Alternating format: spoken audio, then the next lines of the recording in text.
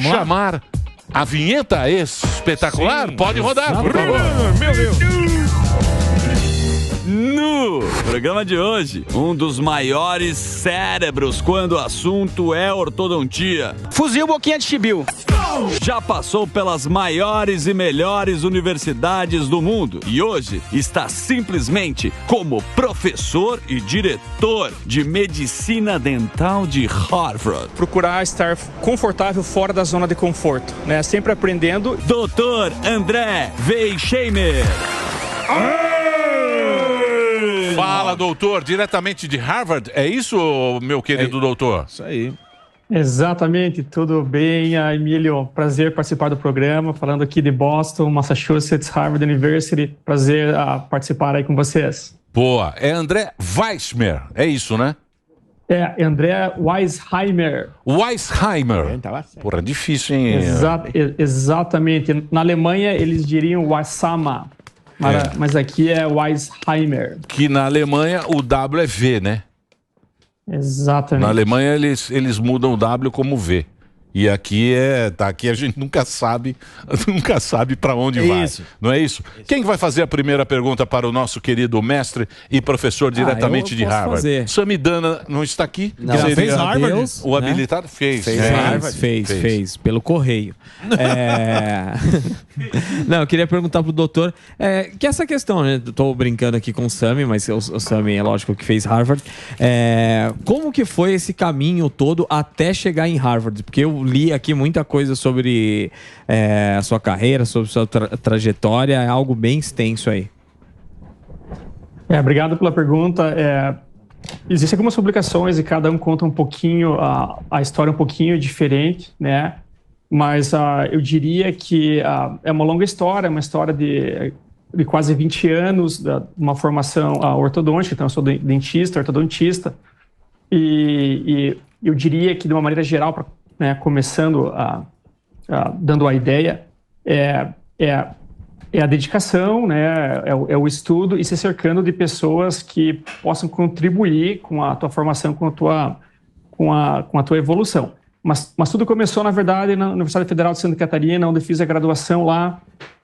Aí tive interesse em fazer essa área da ortodontia, do aparelho ortodôntico, do tratamento ortodôntico. E a partir daí você começa a estudar, você começa a conhecer a profissão, você começa a tratar os pacientes e ver como a gente pode ajudar os pacientes melhorando o sorriso, melhorando a qualidade de vida. E isso traz muita satisfação, né, pela ajuda ao próximo. E aí eu comecei, então, na especialização da Universidade Federal de Santa Catarina, isso em 2006, 2007. Me formei lá na UFSC, fui a Porto Alegre, continuar fazendo, então, o mestrado, né, lá em Porto Alegre.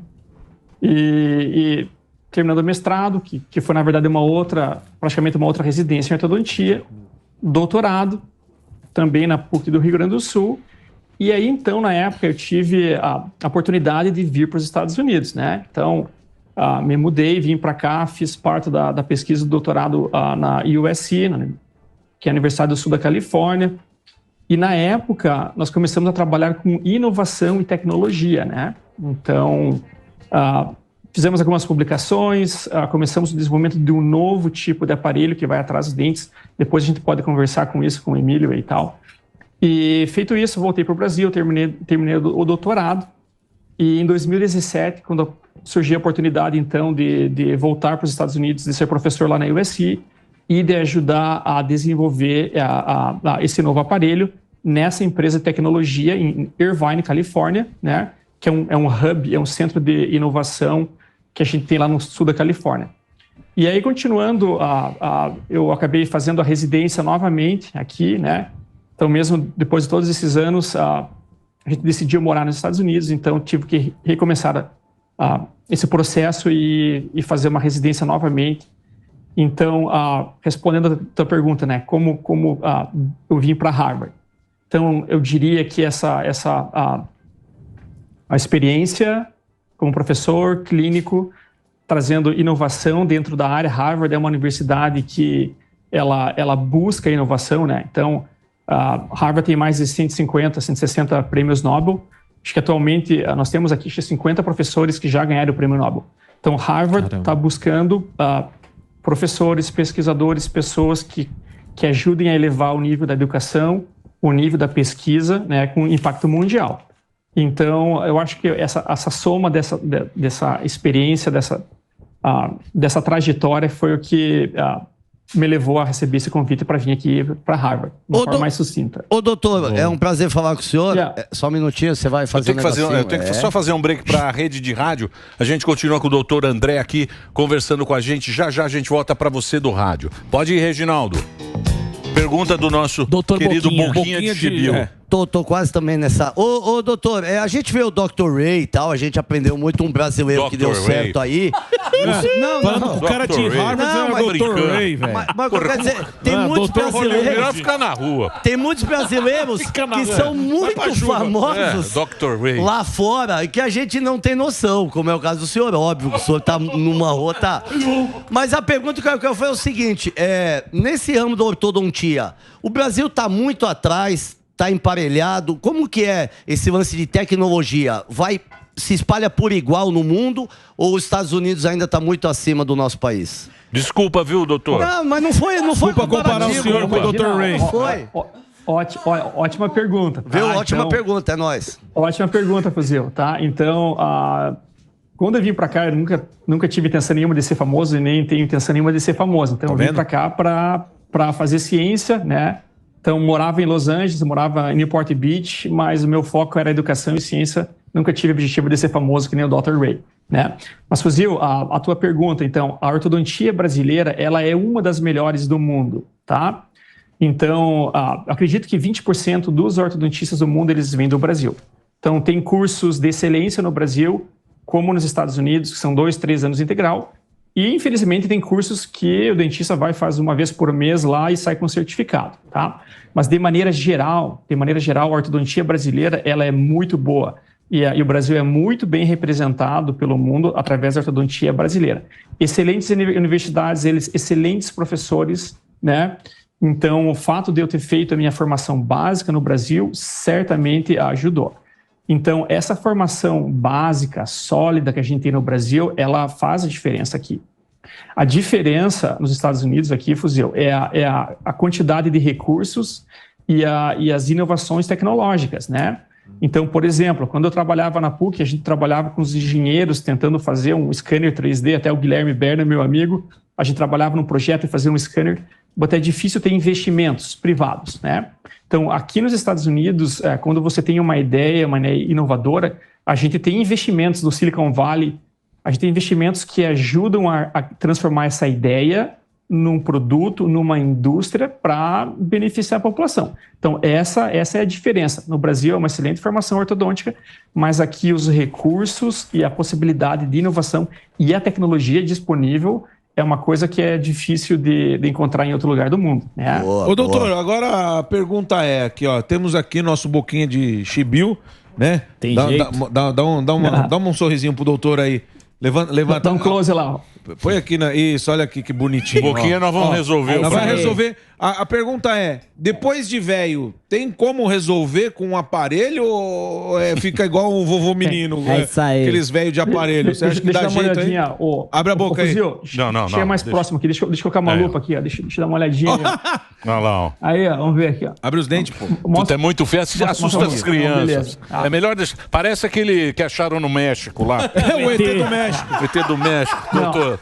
Não vamos assustar a criança, por favor. Mas a pergunta não vamos assustar a criança. Mas a pergunta é, aparelho depois de velho funciona ou tem que colocar logo quando é criança? Não, ele funciona também, né? Então, em criança, quando está em crescimento, tudo é mais favorável pelo crescimento, né? Mas que nem no caso do Fuzil, ele já é um paciente adulto, ele já tem o formato dos dentes é super bonito, então o que ele precisa uma expansão da arcada, né? E muitas vezes isso necessita de uma cirurgia. Então, como ele é um paciente adulto, né? Existem técnicas talvez sem cirurgia, mas no caso dele, como a maxila, o arco superior é um pouquinho estreito, ele precisaria de uma expansão cirúrgica. Ele já é um cara muito bonito, mordida muito elegante, cruzada, né? Mordida cruzada. Ô, doutor, deixa eu fazer uma pergunta para você de interesse geral, porque você... Sim. A gente sabe que os Estados Unidos é um país muito duro para imigrante. Sim. É muito difícil ser um imigrante nos Estados Unidos. Sim. E outra coisa, e os Estados Unidos é muito da meritocracia, não tem moleza. É isso. Não é? Às vezes a gente é brasileiro, a gente sempre tem aquele jeitinho, né? O nosso jeito aqui no Brasil, que eu também não acho ruim. Lá não funciona. Mas lá não funciona. E nas universidades, me parece que aí nos Estados Unidos, os homens estão deixando de fazer e está se importando muita gente, muito indiano está fazendo as universidades aí, né? Acredito que aí em Harvard também tem os melhores do mundo. E você é um brasileiro, fez aqui uma universidade pública e está aí hoje. Você é um cara que está no top, né? Está em Boston aí, na Harvard, que é uma das principais, falou 50 professores que são Nobel, né? O que o brasileiro precisa ter para chegar na sua posição? O que foi o mais difícil na tua trajetória? Bom, Emílio, então quando a gente vê assim pela internet, um brasileiro chegou lá em Harvard, né? Mas tem muita coisa que a gente não mostra, que não aparece em redes sociais, que é o trabalho diário, né? Então, como você falou, a vida do imigrante não é fácil você imigrar. Você tem várias restrições, até você ter um green card, você não tem facilidade nenhuma. Então, a única maneira é através do trabalho, sendo diferente, fazendo as coisas de uma forma diferente, um trabalho duro. Então, por exemplo, Emílio, eu tinha que fazer, quando eu era professor, aí eu tive que fazer a residência novamente. Então, eu acordava, eu saía de Newport Beach por volta das 5:30 da manhã, dirigia até Los Angeles, fazia a residência, voltava, trabalhava para essa empresa à noite. Então, todo dia foi muito trabalho durante os anos, né? Mas só o trabalho, Emílio, não é suficiente. Então, a gente tem que se conectar com as pessoas certas, né? Então, achar um grupo de mentores, pessoas extraordinárias que vão te ajudar e te guiar nesse processo.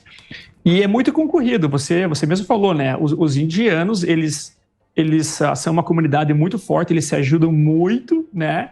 E eles estudam muito, então os indianos, os chineses, especialmente na Califórnia, a comunidade asiática é muito forte, então eles são muito dedicados.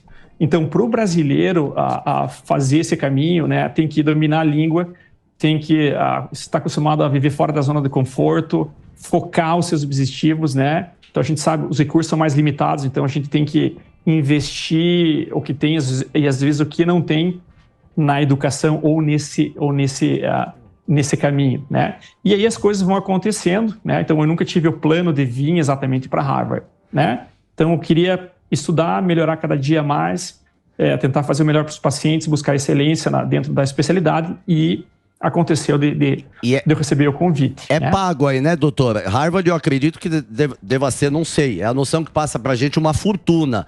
Então eu queria saber se o governo também dá algum bolsa Harvard, alguma coisa que você tem algum apoio do governo e depois você paga, porque poucas pessoas acho que devem ter, não só a inteligência financeira também, né, doutor? Exatamente, Fuzil. Diferente no Brasil, em que as universidades federais são completamente pagas, né? Aqui nos Estados Unidos, tem as universidades públicas, os alunos têm que pagar também, né? Então, é um projeto que começa desde pequeno, as famílias elas vão preparando os filhos, investindo em educação para ser o melhor aluno desde pequeno e guardando dinheiro. Porque mesmo a universidade pública, aqui o custo é elevado. Então, universidades como Harvard ou a USC, elas são bem caras. Então, o que acontece, né?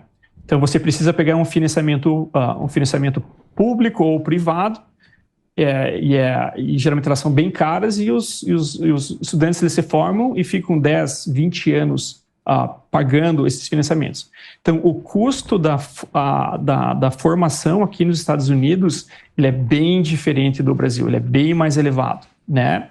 E a quantidade de faculdades também é diferente, Fuzil. Por exemplo, só em São Paulo, né, existem mais de 100 faculdades de odontologia. Então, aqui em todos os Estados Unidos, eu acredito que a gente tenha 80 faculdades, alguma coisa assim, e só de ortodontia tem 66 ou 70 cursos, enquanto no Brasil é bem disseminado. Então, é muito difícil entrar nas universidades aqui. Então, para o brasileiro, respondendo então a pergunta, para o brasileiro, ele tem que se planejar desde cedo, né, e ter esse objetivo e abrir mão de várias coisas para seguir esse caminho. Né? Tem que ser bom mesmo, mas é né? possível. Tem que ser bom. Tem que ser bom, não tem brincadeira. Harvard não tem brincadeira. Agora, deixa eu fazer uma pergunta, acho que passou batido. A sua inovação aí, que você estava falando, foi um aparelho ortodôntico, é isso? Exatamente, Emílio. Tá? Então, assim, ó, você, paciente adulto, né? Imagina, já usou aparelho alguma vez? Não. Não, eu não usei. Eu sou da geração antiga que tinha que nascer. Hoje em dia qualquer um fica lindo, né? Graças a Deus. Exatamente. Graças a Deus. Sim. Antigamente a gente tinha dente torto, tá? E tinha que se virar com aqueles dentes tortos, né? É uma coisa recente, né? É dessa geração.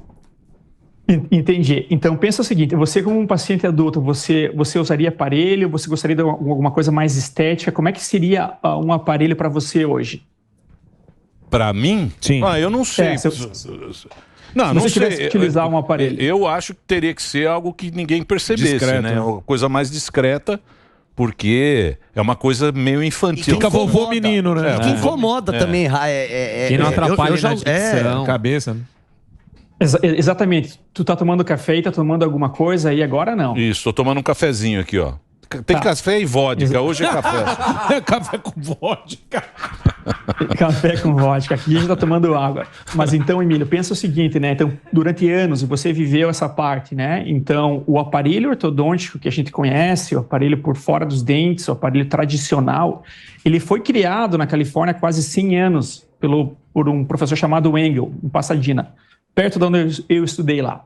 E por muitos anos, com pequenas modificações, esse é o aparelho que vem sendo utilizado, né, o aparelho, os brackets, né, que as crianças usam, por quase 100 anos. Tá? Então, o que acontece? Quase 20 anos atrás, ocorreu uma disrupção, uma inovação de um aparelho chamado Invisalign, que são umas alinhadores que é um pouco mais estético, né, e que hoje é uma preferência da população.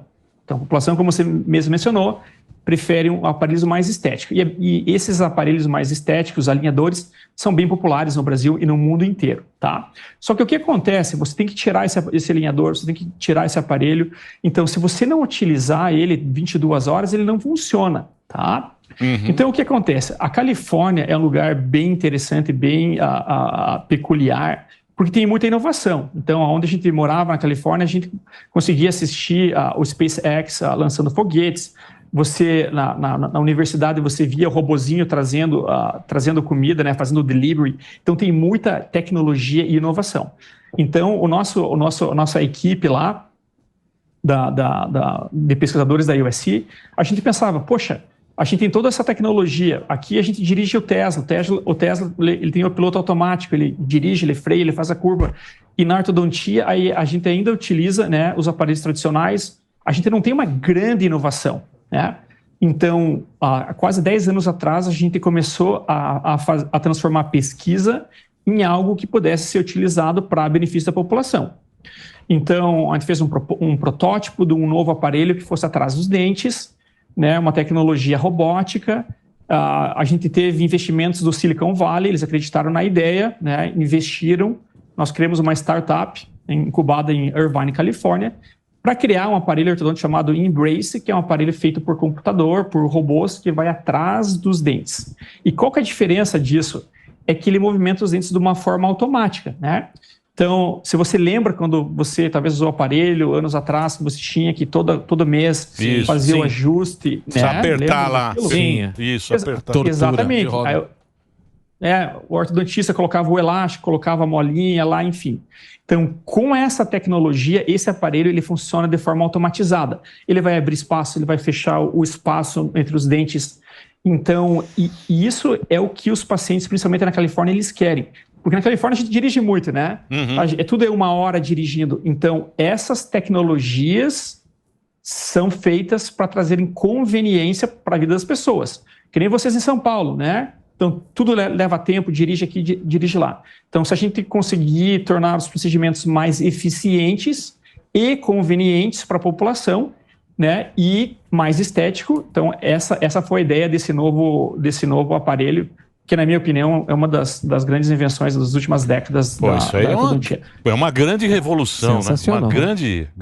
Mas isso já é acessível? As pessoas já podem usar? Já está comercializando? Exatamente, Emílio. Então, aqui nos Estados Unidos já é comercializado desde 2017. Então, lá na University of Southern California, a gente já ensina os residentes. Agora, aqui em Harvard, os residentes vão começar a aprender essa tecnologia, né, em que a gente faz o tratamento de uma forma mais discreta possível e que não requer a colaboração do paciente, como os alinhadores, né?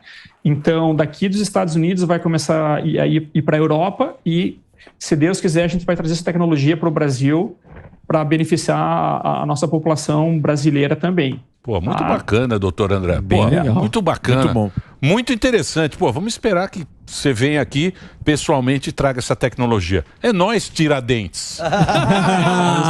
Nós é Tiradentes. Que Harvard nada, né, doutor? Pô, obrigado, viu? Tem aqui, ó, o Instagram do doutor é André _ WEIS outro S HEIMER. É tipo soletrando do Luciano Huck.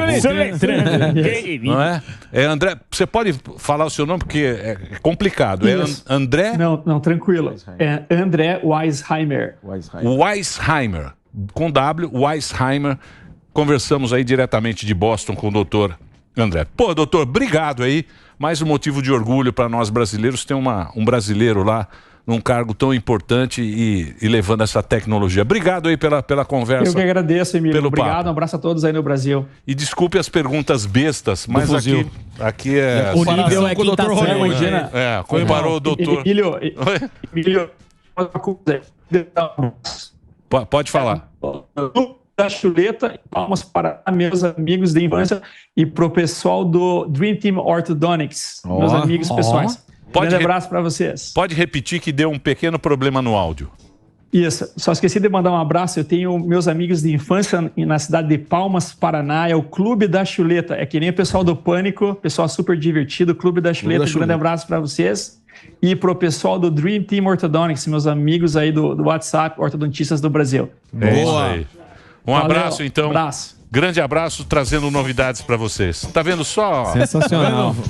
Tá vendo só, Mas deixa eu te falar, mas eu engrandeci, porque pergunta de baixo são brasileiros que deram certo, que dão orgulho. E quem engrandeceu foi o cara, não você. Não, mas eles que nos dão orgulho, Dr. Ray, o Dr. André. Vai dormir. Nossa. E aí, você viu que bacana isso aí? Isso é legal. Sensacional. Porque a trajetória do cara é sensacional. Você usou o aparelho já? O legal é o cara, porque sempre funcionou. O aparelho ortodôntico. Menos pro fuzil que ele usou aqui, ó. Tem que processar o embaixo e fazer com martelo. É martelinho de ouro. Martelinho de ouro. Então, você sabe que é um negócio que ele falou, eu não sabia, né? Que foi inventado na Califórnia há 100 anos atrás. 100 anos atrás. E é uma tecnologia que a gente vem usando há 100 anos, até que então os caras desenvolveram um novo e um brasileiro tá nessa parada. Uma salva de palmas. Muito bom. Vamos aplaudir. Agora vem. Muito bem, break. Vai lá, Reginaldinho. Manda bala. Vem pra cá, fuzil. Martelinho de ouro no fuzil. Vamos ver como é que vai ficar esse tonto.